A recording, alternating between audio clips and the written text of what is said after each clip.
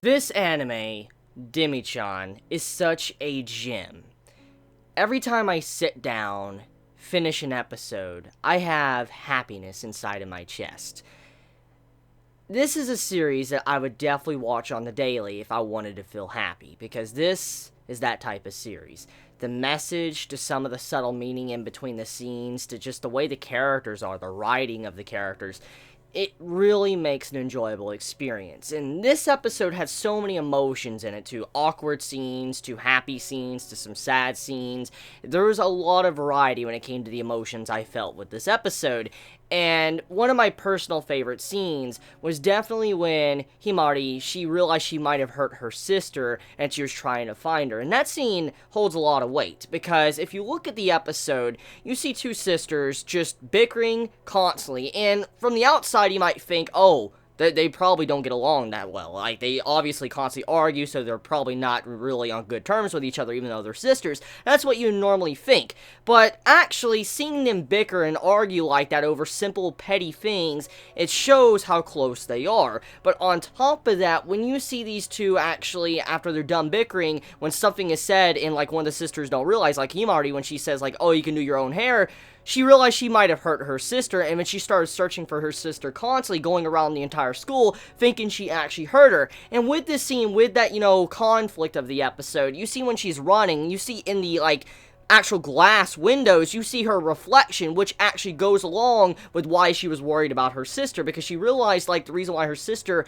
might ask for her to constantly help her with her hair could be because she can't see her own self in the mirror. So she was like, holy shit, I just said something completely awful. So when you saw her running, you saw Hikari's reflection on the side on the glass, I'm like, yo, that's really nice subtle details they added to the episode. I don't know if that was in the manga or not, but that little detail that they added in this episode is something I truly appreciate. It's like how I appreciate, Ardulaha and Machi, how she has her head move when, she's moving. Like, when she has to turn her head, you actually see her have to move her head. That's a little feature, like a little thing that's added onto the series that I truly appreciate. And it's not something that many might care about, but it's little details like that that I truly appreciate. When you saw that detail in this episode with Hikari just running and you see her reflection on the side, I'm like, damn, well done, animators. I don't know if the mangaka had something like that in, the manga series, but that scene, so good.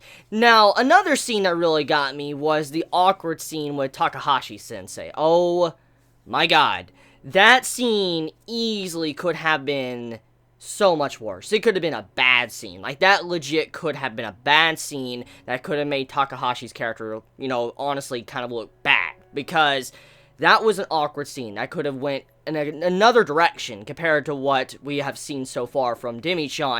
And what I'm getting at is normally anime studios, depending on how it is, they will opt in for, maybe fan service, or, make it a little bit awkward with the way they, animate it. And the way that scene was animated, especially with how, the actual scenes were cut from one scene to another back and forth, it didn't make it feel like it was creepy. It didn't make it feel like, holy crap, what's going on with Takahashi? Like, this man is completely creepy. It didn't feel like that. It felt like it was just adorable, but it was at the line to where it almost was creepy. But it was enough to where we got the point across, and it made you actually laugh at the scene because of how Takahashi-sensei, he remained quiet while he was laying on his desk reading a book, and you gotta imagine from his standpoint, you or someone that's laying down, you're reading a book, and then a girl walks up and she thinks like you're asleep, so she starts patting your head and all that, and like, good job, you wouldn't probably know how to react. Do you get up and try to make it awkward and say like you're still awake, or do you just pretend you're asleep and just act like you're really asleep? And when you saw that scene, I'm like, holy crap, that was so awkward, but it was freaking hilarious, because seeing Takahashi-sensei in that situation, with it being very awkward, I had a good laugh from that. But as I said, that scene could have easily have turned into something very creepy, something that honestly could have not fit Takahashi-sensei's character at all. It could have overall made the message of the episode a little bit, undermined compared to what it's done in recent episodes, how it has this really good message to all these characters and how, they're different from everyone else. I liked how that scene was handled, and I don't think it could have been handled by any just normal studio or staff. The staff and the studio, the director, and all that was working on this episode, they did a fantastic job with that scene, and I feel like they really need props for making that scene not creepy, making it actually fit with the vibe of the show. It felt still happy and adorable, and it didn't feel like something that was out of place in the series. So, well done for the studio and staff and all that worked on that scene of this episode. So, getting off of that though, let's talk about the situation with Hikari and how she got her name in the first place. So, it's kind of funny when you think about how Hikari got her name and what it means, but also what she is. As we know, Hikari, she is, a vampire, we know how vampires are. They don't like, sunlight, they want to, be active in the middle of the night, they drink blood, we know the standards of vampires. Well, it's funny, we found out why Hikari's name is like that. Apparently, her parents, when she was born, they like, oh, you know what, we're gonna call her Hikari because, the way her hair glows like that, we want to call her that, and then we'll call her twin sister, Himari, very similar to her because, they're twins, we want to have her have a similar name. So I'm like, that's really interesting, finding out the origins of why these names were chosen for these two, but also why Hikari is called Hikari in the first place. And then, to make it even better, was the sweet scene to when the family was actually trying to make it to where Hikari felt like she was at home, like she was being able to fit in. Hikari's sister and father had their hair a little bit different to make it to where, she didn't feel as out of place because of her hairstyle, because, her hairstyle is very different from norm. They actually wanted her feel like she's at home, like, she's not so odd or different, which shows you how families, subtly support, other family members without you even really being aware of it. It's kind of like this, like, your family member goes out of their way to do something for you, but you honestly don't even know they ever did it, and you'll probably never know your entire life that they ever did unless they, say something or you notice it yourself. You might not ever know. You could go your entire life and never know that your family might have done something to help you out, and that's kind of what's going on there. Hikari, she had her own family helping her out, making her feel like she's not out of place here, even though she's a Demi, even though she's a vampire, she doesn't feel out of place because she doesn't look much different at all, especially when it comes to the way the hairstyles were. So I like that. I like that little scene. It's a really sweet scene, just seeing how the family cares for each other and all that, and how, they actually help out each other, and seeing how, even though Hikari is very different from the normal person, her family accepts her for who she is and helps her out when they need to. And that's just a really great scene, a very good scene, and a powerful scene to show the bonds of family. So, yeah, Demi-chan did a very good job this week, especially with all the emotions it gave to the viewers, to also showing how these characters are connected, but also showing how much they're growing, too, as people. I mean, let's talk about Yuki for a second, okay?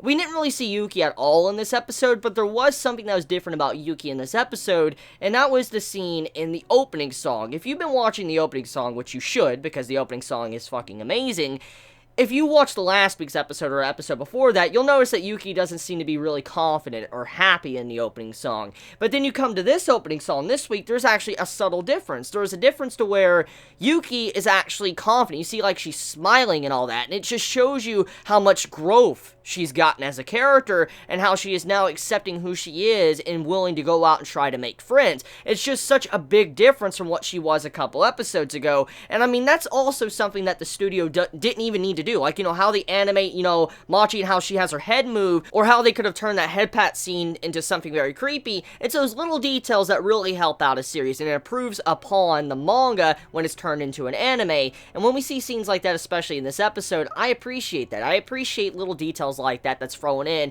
and you really have to probably watch it a couple times, like an episode or a series, just to notice these little details that, animators throw in there to add more life to this series. And that's exactly what that opening song did. It showed how much Yuki has changed. Even though she wasn't in this episode, she wasn't the big focus, the change in her is very visible now to us, the audience, because of the opening song and also the previous episodes. Now, getting off of that, though, let's talk about Succubus Sensei. Oh my god. I love Hikari, she's a great character, but I gotta admit, I really like Succubus Sensei. I just love her charm. I love how she's falling for Takahashi Sensei because of how he's trying to resist her. We do know, us as the viewers, we know he's falling for her charms, but he's resisting it. He's able to try to persuade himself to say, like, oh crap, don't get seduced by her, don't get seduced by her, and he just leaves and all that. He's like, my heart can barely take it. I love those scenes because Succubus Sensei, she's so adorable, and she means well by it, because we know she's actually doing that because she's like, holy crap, he's not falling for my, traits as a succubus. He's like supposedly immune, which we know he's really not. He just has a very strong iron will, and it's just so funny seeing those scenes and interactions between Succubus Sensei and Takahashi Sensei. I'm like, this is so cute, and I really, really wonder if it's a possibility that these two characters might eventually get together. I mean, I don't know. I know this is probably not that type of series, but I mean, I really love to see Takahashi Sensei and Succubus Sensei get together, because it just seems like it'd be an adorable couple. And I mean, one of the big things about this we have to realize is, even though Takahashi Sensei, he is affected by, Succubus Sensei, you gotta remember that it's still pretty interesting how he's able to resist her in the first place. That takes a lot of iron will to do something like that, especially when someone has a trait to seduce you like that. It takes a strong person to be able to resist that and still look at a person like they're normal, like a normal person. That takes a strong will. And so regardless if Succubus Sensei finds out that Takahashi Sensei, actually can get seduced by her, abilities as a succubus, I feel like she'll still love him, because he actually doesn't completely fall for her. He actually resists and fights back against it, for he can still act normal around her. So, also, that's really cool. I like the, character interaction between these two characters. And speaking of Succubus Sensei, apparently next week's episode, judging by the preview at the end of the episode, we are getting a Succubus-orientated episode. So, I'm excited. I'm pretty fucking excited, because we've already had a Yuki episode. We had a Machi episode, we had a couple Hikari episodes, so I'm glad we're finally getting, an episode focusing around Succubus Sensei. I want to know more about her life. I want to know how her upbringing was, how she went through middle school, high school. I want to see how her life was, what type of difficulties she had to go through being a succubus. I know it has to probably be hard. I mean, for her to be like she is, how she constantly avoids people, she has to leave late in the middle, of the night, it just shows how much her side of her being a succubus has really changed her perspective on the world and how she avoids people. And I wonder what really caused all of this. I want to see the full story to it. I want to see what really changed it overall. And so since next week we're getting into her character, most likely we're going to get that. So I'm expecting a pretty enjoyable episode next week. So let me know your thoughts in the comments below. How did you feel about this week's episode of Demi-chan? Did you enjoy it? Did you hate it? Please let me know your honest thoughts in the comments below. And I love you all so much. Please be safe. Chibi out.